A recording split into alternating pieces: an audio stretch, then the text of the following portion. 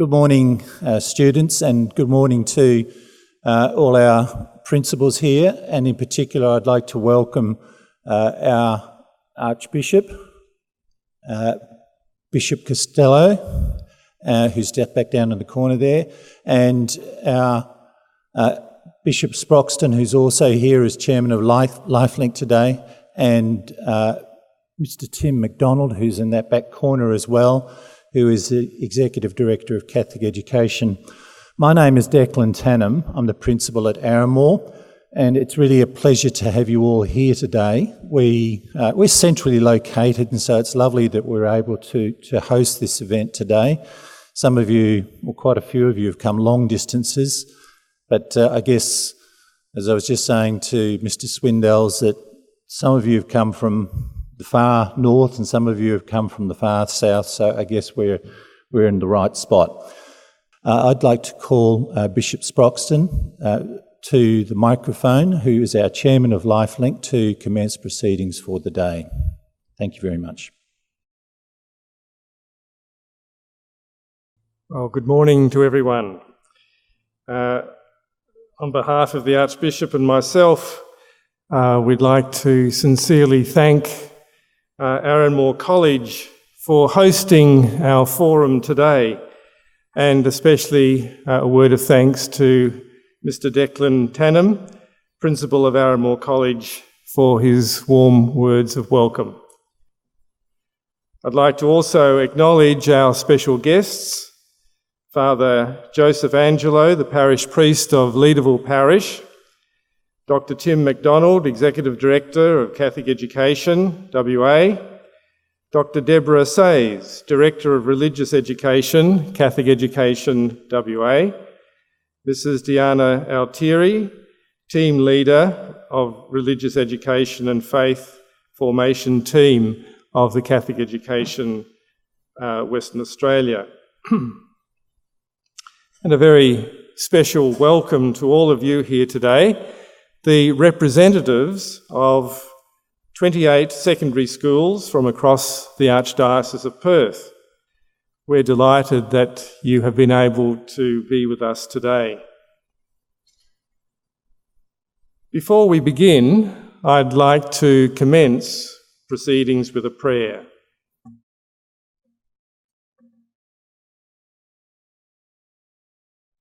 Lord Jesus Christ, you have taught us to be merciful like the Heavenly Father, and have told us that whoever sees you sees him.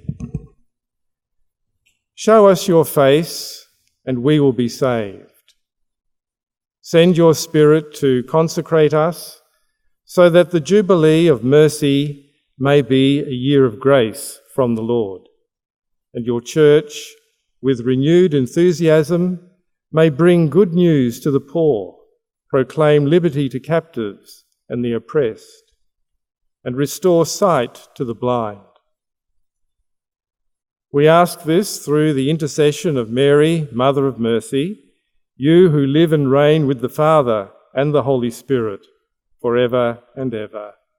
Amen. So, what is LifeLink? Why was it started? What does it do? And whom do we help? We have our Welcome to LifeLink video, which many of you may have already seen. So I hope that if you haven't, you'd like to join with me as we share this with you now. Welcome, everybody. LifeLink was established by the Archdiocese of Perth in 1994 as the unifying name under which the many welfare and social service agencies established or supported by the Church would be funded and promoted. A number of our agencies have served people in need within communities throughout Western Australia for more than 30 years and are well known. Organisations such as Centrecare, Identity WA and Centrecare Employment and Training. The Shopfront, Day Dawn and Emmaus community organisations were established more recently, to meet emerging needs identified within the community. Each agency or service, funded or supported through LifeLink, represents an essential part of the Church's mission to reach out to those in need and, in doing so, express faith in a direct and tangible manner. As you all know, as Catholics, we believe that it is through service to others that we see and experience the true face of Jesus.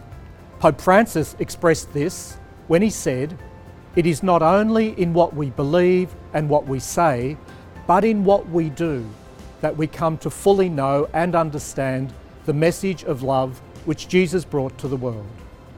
Just as Jesus walked with and reached out to the poor, the lonely, the isolated and the abused, we too are called upon to give concrete expression to our faith through our active service to others.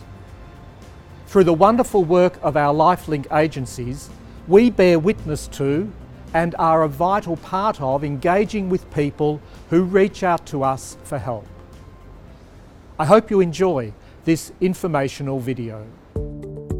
LifeLink is not a welfare organisation. It is the fundraising and promotional arm for the many welfare agencies and services established by the Archdiocese of Perth. LifeLink currently provides funding support to the following agencies and organisations established or supported by the Church: Catholic Ministry for people who are deaf or hearing impaired, Catholic Outreach, Centre Care Employment and Training, Centre Care Incorporated, Juraminda, Day Dawn Advocacy Centre, Emmanuel Centre, Emmaus Community, Identity WA, Samaritan Projects, The Shopfront.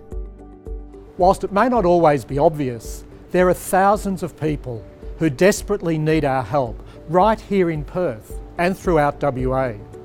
LifeLink Catholic caring agencies reach out to more than 34,000 Western Australian families and individuals in need each year.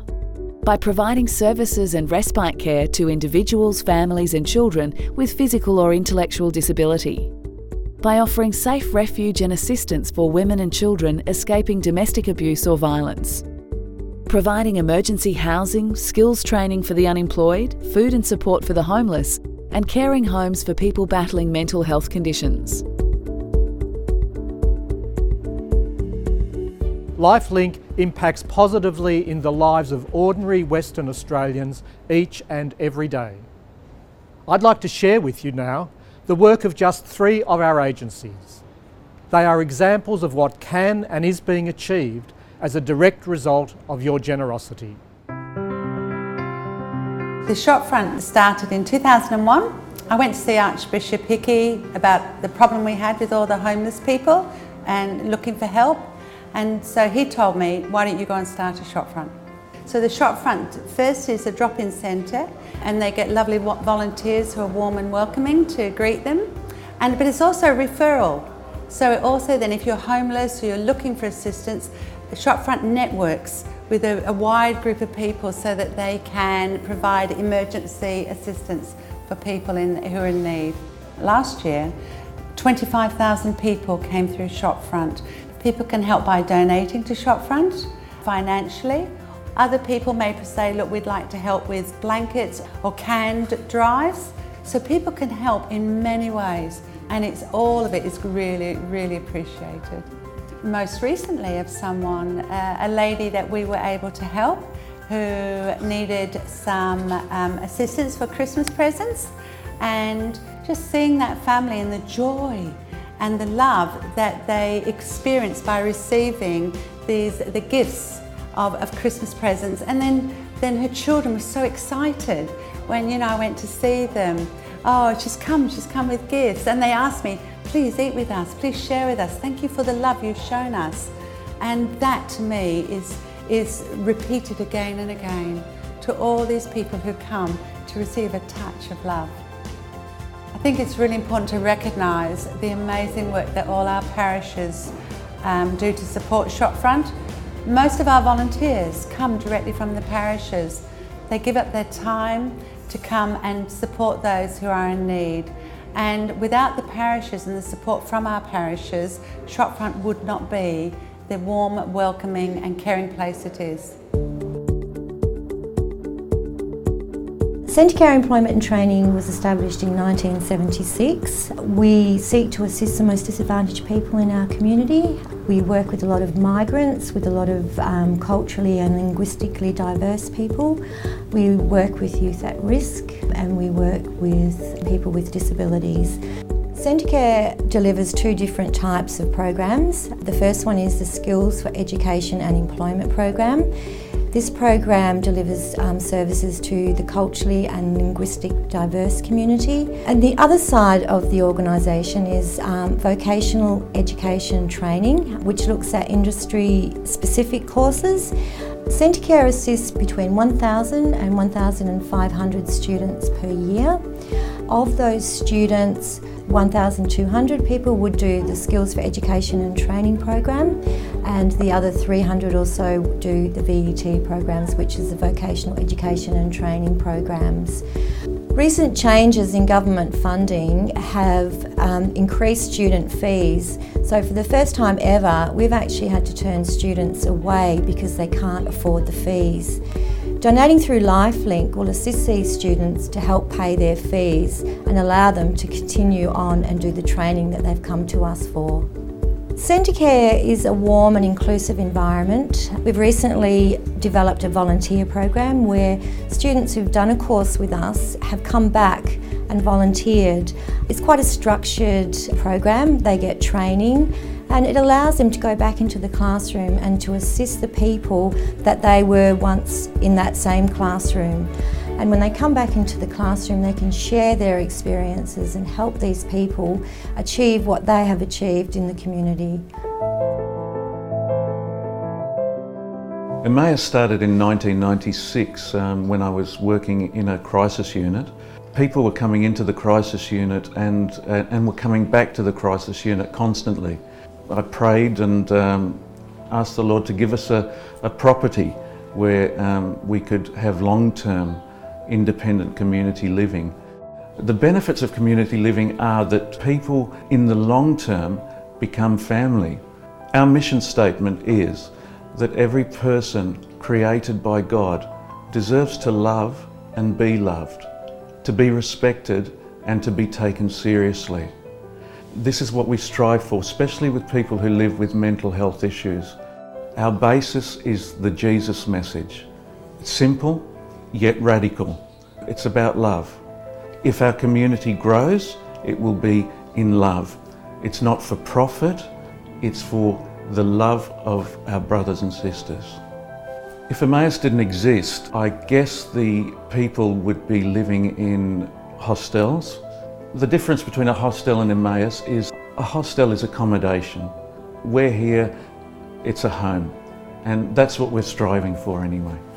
If I had a message regarding how people should treat people with mental health issues, it's the same as treating someone with diabetes or cancer. So the message would be that we are all connected, we are all brothers and sisters, and love. Love is the message. I can't even tell you how strongly I feel and this community feels about this message. People can support us by supporting LifeLink because we're part of a web of agencies that help our brothers and sisters. And if people feel in their heart, how can I do this? And I want to do something here, support LifeLink because it does go straight to the source. Believe me, and it has helped in so many ways here, and other agencies. I'm friends with other agencies, and it helps many people. Each year, LifeLink supported agencies deliver more than $50 million of professional programs, caring services, qualified personnel and resources for the benefit of the Western Australian community. Thankfully, much of this funding is provided through various state and federal government grants and service contracts. However, to ensure our agencies are appropriately funded, the Church through LifeLink provides more than $1.2 million in direct funding each and every year.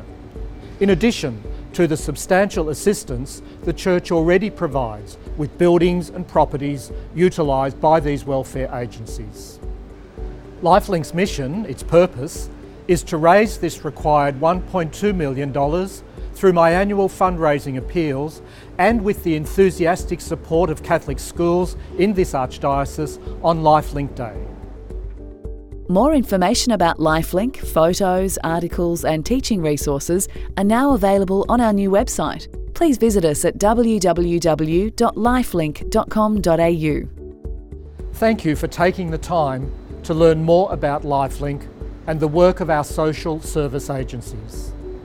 It's up to all of us to help make a difference. Let us reach out with generosity, with compassion and with love when someone asks us for help.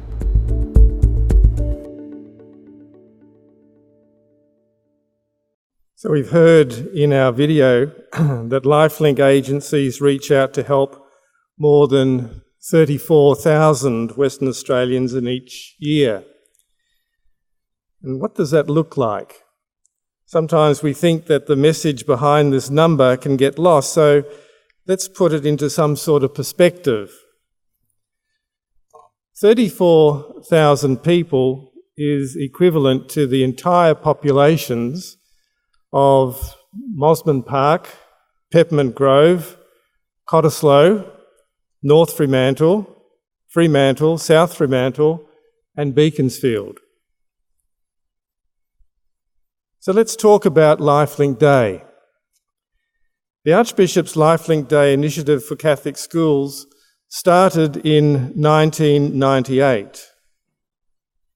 The core objectives of the Archbishop's LifeLink Day for Schools initiative are to promote understanding of the Church's response to people in need within our community, to instil in Catholic students attending our archdiocesan schools a sense of responsibility for those less fortunate, to provide education and information of the work undertaken by the LifeLink social service agencies in helping many thousands of Western Australian families and individuals in need each year, and to encourage a practical demonstration of faith by asking students, teachers and schools to organise a special fundraising event for LifeLink Day, with the proceeds aiding people in real need within the community. Since the inception of LifeLink Day, it has been warmly embraced by our archdiocesan schools. They are very grateful for the enthusiastic support. We are very grateful for the enthusiastic support of Catholic Education WA, and especially all the principals, the teachers and students throughout the Archdiocese. Secondary schools have held fetes, free dress days, sports carnivals, walkathons, dances, international food days, and all manner of fun events, which have been highly successful in fundraising activities.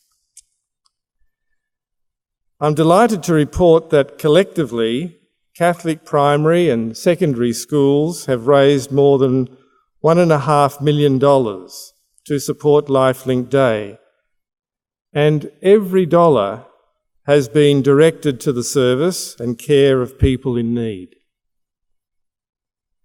This is a remarkable achievement, and you are to be congratulated on your efforts. Last year, I'm delighted to say that our primary and secondary schools raised a record amount of almost $130,000. So thank you very much. The Archbishop and I hope that this year, in this special Jubilee Year of Mercy, that you will join together and be as generous as you can be to help our brothers and sisters in need. Whilst LifeLink Day is officially launched on Wednesday the 8th of June this year, your school may undertake its fundraising activity any time during the school year. To help you to celebrate and to share LifeLink Day in your school, we will provide a number of resources, and these will be uploaded to our LifeLink website during April. From the Secondary School Resources button on the home page, you'll have access to 2 videos of our forum today, an hour video of these presentations, and a 90-minute video of the Q&A session which will follow later this morning. Teachers will be able to access these in class to share with the students. PDF copies of the LifeLink Day poster distributed today, information on our LifeLink agencies with contact details, real examples of how LifeLink agencies have helped someone in need, samples of our LifeLink and LifeLink Day logos, should you wish to use them, photos representing the work of our LifeLink agencies.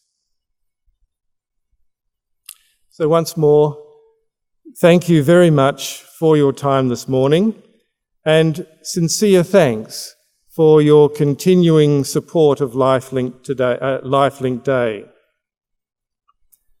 I hope you enjoy today's forum and whatever fundraising event your school may hold this year. I wish you every success. Thank you.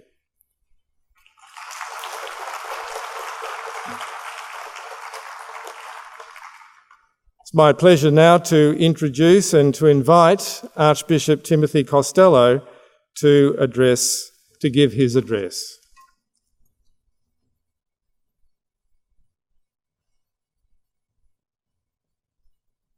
It really is great to stand up here and see so many of you who have made the effort to come along this morning.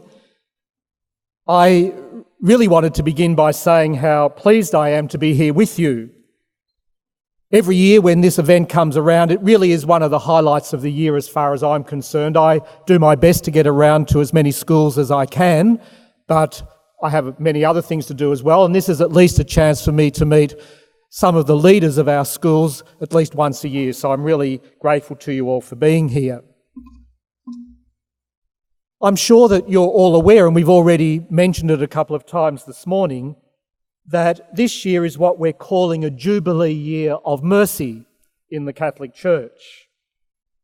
Pope Francis is the one who came up with this idea, and I think we should be particularly grateful to him, because I think it gives us a chance to get behind many of the surface things that sometimes preoccupy us about our relationship to the church and what's going on in the life of the church, to get behind some of those surface things and focus this morning on what is really the essential, or one of the most essential things to do with our faith.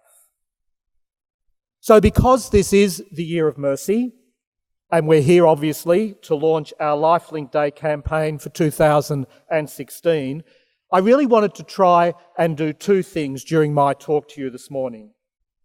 Firstly, I wanted to talk to you a little bit about what the idea of mercy really is, what it really means. And then in the light of that, the second thing I wanted to try and do is to share with you how I would see this idea of mercy, properly understood, can help us and help us to understand exactly what LifeLink is and why it's so important to us as Christians. And also, therefore, why it's so important to you as members of Catholic school communities. Because the Catholic school system is one of the most vibrant and most significant and most important realities that we have in our Catholic Church today. You're all aware, we've talked about it this morning, I'm sure you talk about it a lot at school, that in the end, our schools are basically founded on the teachings, on the values of Jesus. And for me as the Archbishop, I think there are 2 really key things that always have to go together. As the Archbishop, I would want to think that our schools are the best schools they can possibly be. Academically, in terms of resources, in terms of staff, in terms of all of those things, I want our schools to be the very best schools they can be. But it's my absolute conviction that part of being the best school you can be is being the best Catholic school you can be. And the Year of Mercy really helps us to understand what it is that will make our Catholic schools unique and special contributors to the society in which we live. So, a Year of Mercy. What is Pope Francis doing in actually initiating this Year of Mercy and inviting us to get involved in it? Well, obviously, he's inviting us, first of all, to recognise that mercy is actually at the heart of the life and the teachings of Jesus. And in fact, when the Pope decided to start this Year of Mercy, he wrote a letter. And the very opening line of his letter kind of captures it all. He begins by saying very simply, Jesus Christ is the face of the Father's mercy. You could almost sum up the whole of our Christian religion in that statement. Jesus Christ is the face of the Father's mercy. And what I think the Pope is really trying to get at is that mercy is actually one of the most fundamental characteristics of God himself. And that this God, our God, the God we believe in, this God who is mercy, on another occasion the Pope says, the name of God is mercy. So this God who is mercy has shown us what this looks like by sending us his Son Jesus, whom we might say kind of translates into human form what's there actually in the heart of God himself. And translates it into human form not just with words, but with actions and with attitudes and with concrete gestures. And it's those actions and those attitudes and those concrete gestures which actually let us into the secret, I might put it that way, of what God is actually like. I want to develop that a little bit more in a moment by focusing on one particular incident from the life of Jesus. But I think we first of all need to just pause for a moment and try and grab hold of what this word mercy really means. So I want to do a little bit of linguistic analysis. As far as we know, and sometimes these things get a bit lost in the origins of the history of language, but as far as we know, the origins of the word mercy lie in the Latin word Mercedes. Don't know if Mercedes College has managed to make it today. Are they here? Yes, well done. So that'll ring a bell for you guys. The origins of the word actually lie in this Latin word Mercedes. And originally, that word means a reward or wages for work that somebody has done. And when we think about that, it would seem to refer to something to which we seem to have a right, something we've earned. You only get paid if you do your job. It's interesting, though, that when that word comes into English from the Latin, it does so through French. And the word Mercedes, when it ends up in French, is merci. It's probably very badly pronounced. Any of you who are studying French could do much better than me. But we all know that the word merci, in common everyday French today, means thank you. But if you look into the history of that word, it originally means something like pity or compassion. It's like when you say merci in French, you're really saying, I want to thank you for showing me some compassion in doing what you've done for me.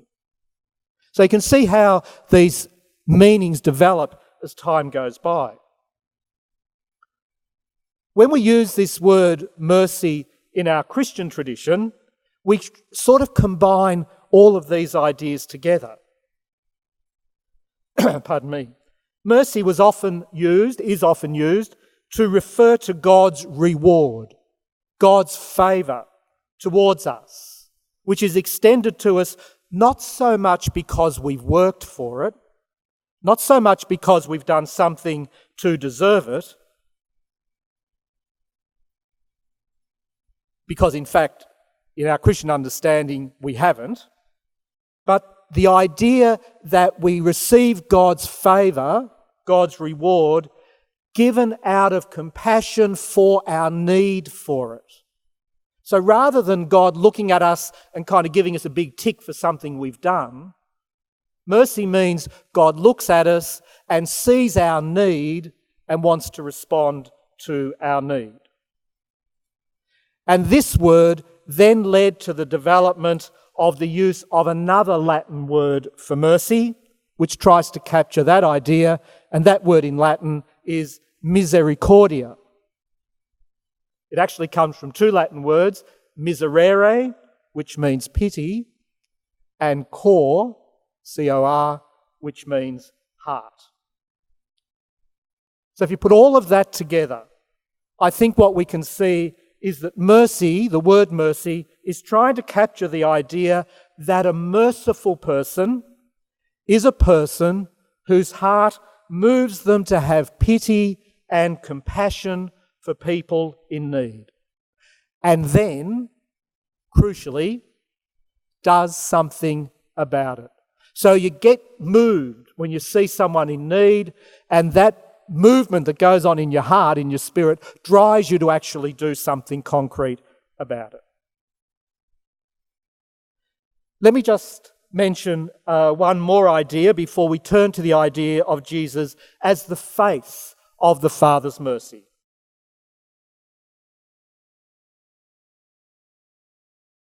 What I wanted to say now, I think, is really very important, and you'll have to kind of follow it to grasp what I'm saying. I think it's actually at the heart of this whole idea of mercy. Often in our common understanding, when we use the word mercy, many people see it in contrast to the idea of justice. So on the one hand, there's justice, and on the other hand, there's mercy. And people who think this way, for them, justice is about weighing up the evidence, determining the guilt, the level of guilt, say, for a crime committed, and then the passing of a sentence, which is designed to reflect the seriousness of somebody's crime, the extent of the harm they've done to the victim or victims or to society, and then the sending of a clear message to anyone else who might think of doing the same thing, that they'll get caught and they'll get punished. That's often what the idea of justice means for many people. And then, after justice has been served, mercy can come into play. Mercy happens when the guilty person, who acknowledges that he or she is guilty, pleads for clemency, pleads for mercy, asking, in other words, that the harshness of the punishment, even though it's deserved because of the crime, might be mitigated or even put aside completely. Often in popular films and in popular culture generally, for example, you'll see criminals often depicted as crying out for mercy, begging for mercy as they're being led to their place of execution. The sentence of justice is that they must be executed. The call for mercy is a recognition that I've done something wrong, this is the punishment I deserve, but treat me with mercy and don't go through with it. That's kind of the common idea, I think, that many people have. This idea of not demanding that the just punishment be carried out is also part of the idea of mercy. And of course, those who often oppose the granting of mercy do so because what they're interested in is not really justice, but revenge. The guilty person has done the wrong thing, and the guilty person has to pay. And the harsher the punishment or the penalty, the better. It's a hard kind of way of looking at life, but it's the way of looking at life that is very prevalent in our society today. Okay, what I want to ask you to do is try and hold all of these ideas together. The ideas of justice, punishment and revenge on the one hand, and pity, compassion, generosity on the other hand. Hold those things all together as we now try and spend a few moments reflecting on Jesus as the face of the Father's mercy. So I've just been talking about what's probably a human kind of reaction to injustice, criminal behaviour, that desire that a person be made to pay, that we get some sort of satisfaction out of them, that kind of thing. That's a kind of human thing. Is that the way God operates? Is that the way Jesus, who is the face of the Father's mercy, as I said before, the one who in human terms shows us what God's mercy looks like, is that the way Jesus operates? You might also have in your minds, just to make it a little bit more concrete, any occasions in your own life so far when you perhaps have been hurt yourself, maybe quite badly, by somebody, and you've had to decide how you're going to react in the face of the fact that someone has hurt you. There are so many stories in the Gospels that we could look at to have a better idea of what God's mercy is like, that it's a bit hard to choose which one, and I can only talk about one this morning. In fact, probably everything in the Gospels in one way or another tells us what the mercy of God looks like. But I've decided to focus on one of my own favourite stories, which is the story of Zacchaeus. Some of you will have heard me talk about this story before because it is one of my favourites and I often reflect on it and share my ideas about it with people. But I'm going to do so again, even though that I know a few of you may have heard it before, because I think it really has a lot to say to us in a very practical but also very revealing way about how Jesus operates and therefore, if I could put it this way, how the heart of God works. If we're going to be disciples of Jesus and children of God, that gives us a clue as to how our hearts could also work if we let God help us. Most of you probably know the story, but just in case some of you have forgotten it, it's only a very short story, so I'll read it out so that you know what we're talking about. Jesus entered Jericho, just a little town in the Holy Land there. Jesus entered Jericho and was passing through. A man was there whose name was Zacchaeus. He was the chief tax collector and he was wealthy. He wanted to see who Jesus was, but because he was short, he could not see over the crowd.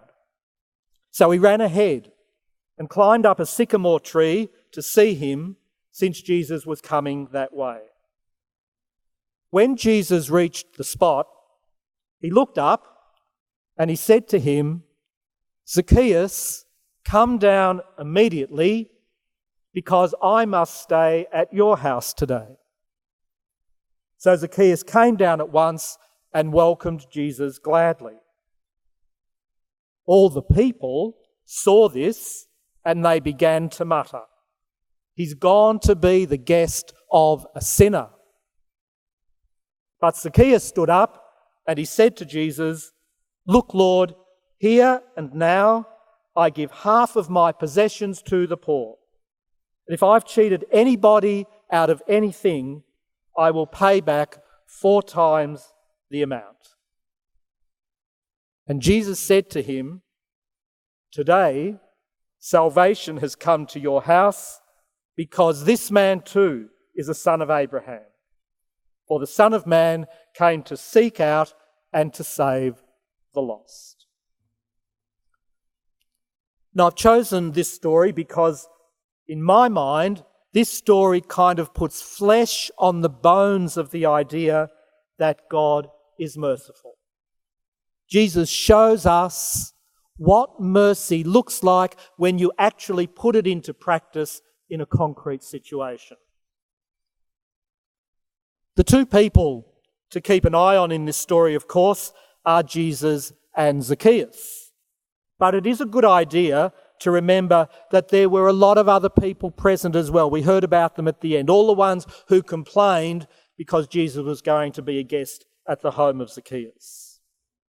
So a big crowd has gathered to see this famous person, Jesus, who's visiting their town. He was pretty famous. His reputation would have preceded him, and people would have been fascinated to see this person, pardon me, who, as much as anything else, is famous because he's supposed to be able to work all kinds of miracles.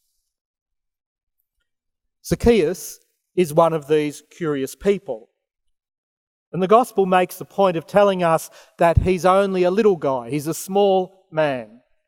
That's why he climbs the tree.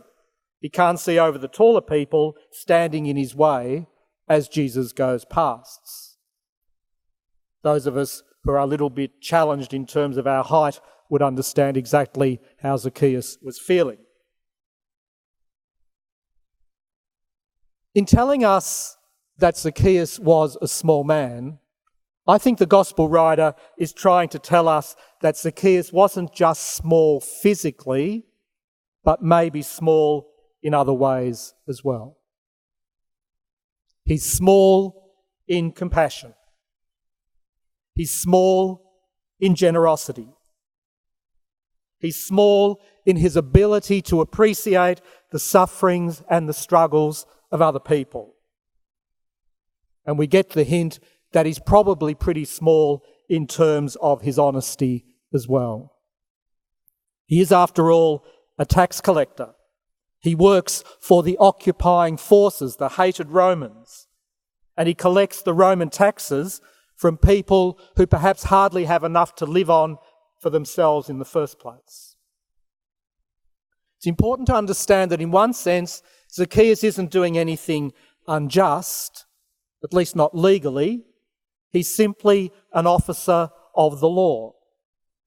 But in another sense, he is an unjust man, because the occupation of Israel by the Romans would have been considered by every single one of those Jewish people to be an unjust situation.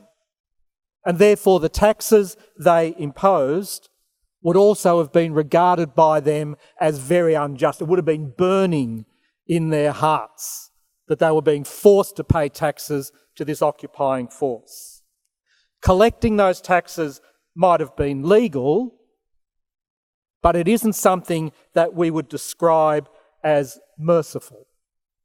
And it certainly wouldn't have made Zacchaeus any friends. Zacchaeus would have been despised by the people of his town. He would have been isolated and lonely, no friends, and probably because of all of that in himself becoming angrier and more resentful as each day goes by. And then on top of all of that, he makes a fool of himself by climbing up a tree like a little kid instead of acting like the grown man he's supposed to be. Jesus comes along. Jesus, who has a remarkable capacity for summing up situations very quickly and very intuitively. He comes past and he spots Zacchaeus up in that tree. And what does he do? Does he tell Zacchaeus to stop behaving like a child and start acting his age? Does he get stuck into Zacchaeus for the way in which he treats and possibly cheats his fellow townsfolk? Does he criticise him for collaborating with the hated Romans against his own people? Does he call him to task, in other words? He doesn't do any of that. He simply says to Zacchaeus, come down out of that tree because I'm coming to your place for tea tonight. Can you imagine anything better calculated to touch and soften the heart of a man who is despised and rejected and isolated and angry than to have someone like Jesus invite himself home for dinner? It must have made Zacchaeus feel very special, maybe for the first time in his life. And what's the result of that? Zacchaeus immediately, with no prompting from Jesus, he immediately promises to turn his life around, repay anyone he's cheated, and start to live a life of integrity instead of one of dishonesty and shame. And then we get the reaction of the townspeople. They were horrified. They were scandalised by the way Jesus was acting. But that gives Jesus a chance to explain what he's all about. Rather than looking to a person's past with all the failures, all the selfishness, all the cruelty and all the crimes, Jesus has an eye on the present and on the future. He wants to set Zacchaeus free so that Zacchaeus can actually live the life he was created to live. Punishing him for his past will not achieve that. Meeting him with generosity and giving him hope for the future will achieve that. This is what mercy does. This is what mercy looks like. It's generous, it's gentle, it's forgiving, it's encouraging, it's courageous. It's ready to believe that people can change, that they can be better. It's ready to let go of angry judgments and a desire for payback and a determination to make people suffer for their mistakes. That's what mercy is all about. If I had to sum it up in just one word, I would say that mercy is about being large-hearted. The story of Jesus and Zacchaeus shows us what mercy looks like in practice in a concrete situation. And it helps us to understand that this is who God is. This is the way God looks at us and the way God wants to deal with us. The God we believe in as Christians is a large-hearted God. And in many ways, this is the key idea that I hope you'll all take back with you as you leave this morning. Our God is a large-hearted God. Mercy can be a bit of a churchy word. If you're having trouble understanding what mercy means or what it looks like, or how to explain it to yourself, or how to talk about it to the other kids when you get back to school, take out the word mercy and put in the word large-hearted. Think to yourself, not that Pope Francis has called for a year of mercy, but that Pope Francis has called for a year of large-heartedness. And then, if you begin to wonder what large-heartedness will look like, you might think that it will look like this. Generosity will take the place of stinginess. Gentleness will take the place of aggression. Forgiveness will take the place of resentment and a desire for revenge. And encouragement will take the place of negativity and bullying and gossip. So, all of this brings me now to the official launch of LifeLink Day. As we heard at the start of this morning's presentation, LifeLink is the major way in which the Catholic community of our Archdiocese pulls together to make sure that those who, on our behalf, show mercy and compassion to those in need, have the resources they need to make a difference in real, concrete, practical ways. Like Alan Archer, for example, in that video we saw about the Emmaus community, and like all of the other agencies of LifeLink here in our Archdiocese. We don't ask why these people are in need. We don't ask them to explain themselves to us. We don't judge them, and we certainly don't condemn them. We simply say, here's someone in need. Here's someone who's finding life a real struggle at the moment. Here's someone who has the same hopes and dreams as we do, but whose life just hasn't worked out the way they would have hoped. And we can help. As Christians, we are being invited to follow the example of Jesus.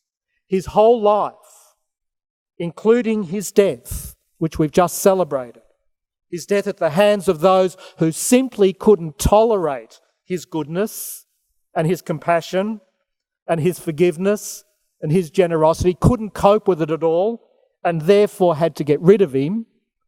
All of that might be summed up by saying that Jesus lived a large-hearted life. He lived his life for others rather than for himself. He's left us an example, which, and let's be honest, it's a difficult example to follow, is nevertheless an absolute guarantee of a happy and fulfilled life.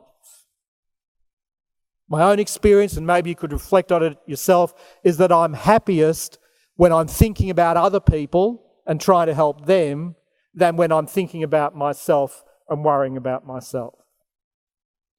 Throwing yourselves into the LifeLink activities at your school, which you as the leaders will help to initiate and to organise, is one way, and a very positive and practical and doable way of practicing your own large-heartedness. Like everything, the more we practice, the better we get at it. You'll be happier, your family and friends will be happier, your school communities will be happier, and the people you help will be given some relief from their struggles and, more importantly, hope for the future. So I want to throw out this challenge to all of you and through you to all of the schools. Can you be at the very centre of transforming your school into a large-hearted school full of large-hearted people? Maybe you could make that your motto for LifeLink this year. I'm going to be at the heart of the efforts to transform my school into a large-hearted school full of large-hearted people.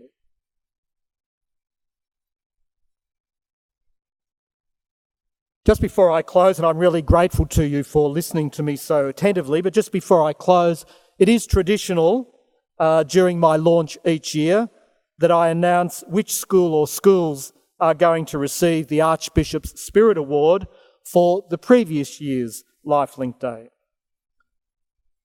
As I remind people every year, the Spirit Award is not based on how much money is raised through fundraising. It's really presented to a school which comprehensively demonstrates active support for the LifeLink Day initiative, embraces all of the goals of LifeLink Day, that is, to learn about the Church's response to people in need within the Archdiocese, and also to undertake some form of fundraising in support of the social service agencies funded through LifeLink, commits to encouraging students, educating students in their responsibility to care for those less fortunate in the community, and a school that promotes an ethos, an attitude, a heart of caring and compassion to students, to teachers, to parents, and the wider community, to help us all understand that we all have a responsibility to show love and compassion, and of course not just on LifeLink Day, but every day. So on the screen now, you'll see a list of schools which have received my Spirit Award since it was first presented in 1999. I'm not going to read them out, but you can watch them on the screen there as I just make a last couple of comments. Each and every school, in fact, is deserving of receiving this award because every school in this Archdiocese, in one way or another, has demonstrated enthusiastic and generous support for LifeLink Day. However, we do have this Spirit Award, and in presenting it each year, Bishop Sproxton and I, Bishop Don and I, try to acknowledge those who we judge have made an extra effort, who've been perhaps especially creative or have gone that extra mile to help people in need. And has been the case certainly since I became Archbishop 4 years ago. This year it was a difficult decision to make because there are so many schools that have done an outstanding job. So, before announcing the winner, I do want to make special mention of 4 schools, which although they didn't win the Spirit Award, have nevertheless demonstrated a real commitment to LifeLink Day, organised some fun and innovative fundraising events, and really embraced the whole ethos of LifeLink Day. So my thanks go to everybody at Seton Catholic College in Samson, to Francis Jordan Catholic School in Currumbine, to St Jerome's Catholic Primary School in Munster, and to a school that is a former recipient of the award. Didn't get it this year, but nevertheless they've got it in the past and they might be encouraged to go for it again next year, and that's Prendeville Catholic College in Ocean Reef. So congratulations to those 4 schools.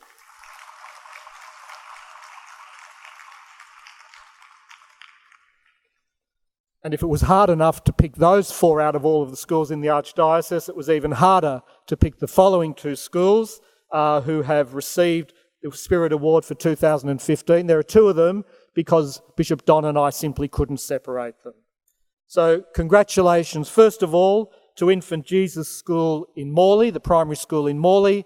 They are recipients of the Archbishop's Spirit Award, and also to John Paul College in Kalgoorlie. So let's give them both a big round of applause.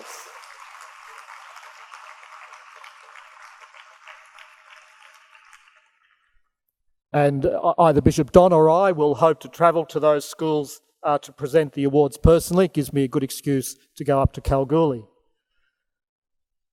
In this special year of mercy, Bishop Sproxton and I are asking all of you to really get behind LifeLink Day for 2016.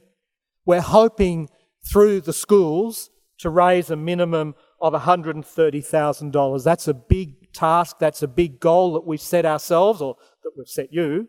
But if we can do that, it means that so many people in need will have an experience of what the mercy of God, the large-heartedness of God looks like in practice.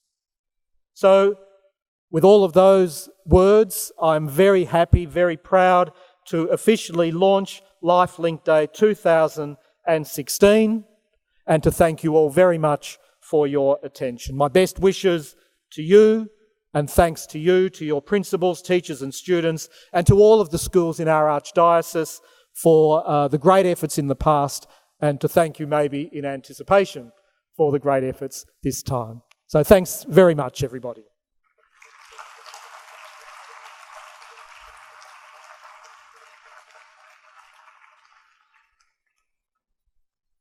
I think I'm now inviting Dr. Tim McDonald, always get his title a bit wrong. He can help me with the official title. Executive Director of Catholic Education in Western Australia, to share a few thoughts with us as well. Thank you, Archbishop, and good morning to everyone. It's wonderful to be here this morning and also to see so many students representing our schools, but also our dedicated and hard-working staff. And if I let you in on a secret, students at the tables, your staff at your school and those sitting with you will never, ever get tired of you telling them how much you appreciate their efforts, their work, their jokes, and their teaching. Remember that, they love it. So thank you for that. I'd also like to thank the Archbishop for his insight, but in particular for the challenge that the Archbishop has put out this morning to transform our schools into generous, large-hearted communities. It's a challenge, but Archbishop, I know the staff in our schools, I know the leadership in our schools, and we're a long way down the track. We've got capable people to transform our schools who build the capacity in the young people that are already in them. And it made me think when I was listening to the Archbishop that our Catholic schools are really very privileged to share in the life of the Church in the Archdiocese of Perth, to be involved in its mission and to share the call to celebrate and to act in this year of mercy. As the Archbishop has already said, in the year of mercy, we're invited to recognise Jesus Christ as the perfect example of God's divine mercy. But recognition is not enough, because the gospel calls us to leave our comfort zones. It invites us to live out Jesus' example of mercy as a disciple. And I love the story of Zacchaeus that the Archbishop was mentioning, but also his understanding of the story. Because, like Zacchaeus, choosing to be a disciple and live out mercy together in our school communities, in our families, in our personal lives, will transform us. Following Jesus as we reach out to those in need around us gives us perspective. We are people of abundance. And it helps us to align our priorities with God's desire for us to love our neighbour. And Pope Francis has reminded us that the Catholic Church offers us a model for living a life of mercy and discipleship in the corporal and spiritual acts of mercy. Now, I'm aware that there are some here today that would never have heard of the corporal and spiritual acts of mercy. And for others, they might seem irrelevant. Because after all, many of us don't find the opportunity in our daily lives to give drink to the thirsty or to clothe the naked. However, the LifeLink campaign reminds us of the importance of being aware of the real physical needs that are faced by the marginalised in our society, as we saw on that DVD clip. Not only being aware, but acting on this awareness. Not only in society, but in our school. And our faith impels us to do that, as Pope Francis reminds us that faith finds expression in everyday actions that are meant to help our neighbours in spirit and body. The challenge to transform our schools into generous and large-hearted communities is a challenge.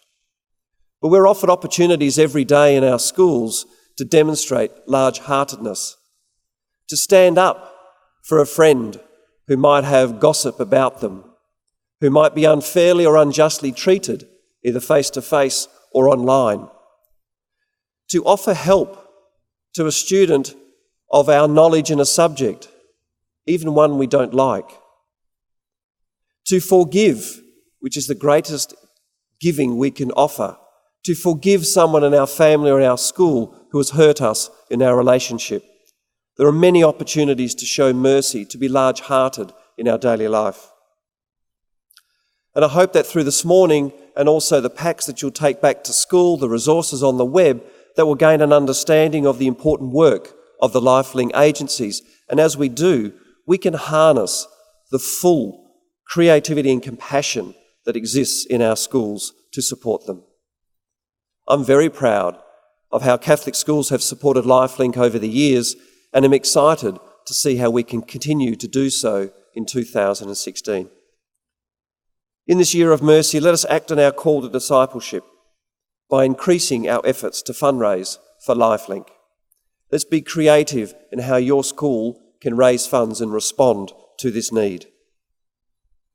And that throughout the year, may we keep the LifeLink agencies and their communities in our prayers, and always remember God's call to care for our neighbours. Thank you.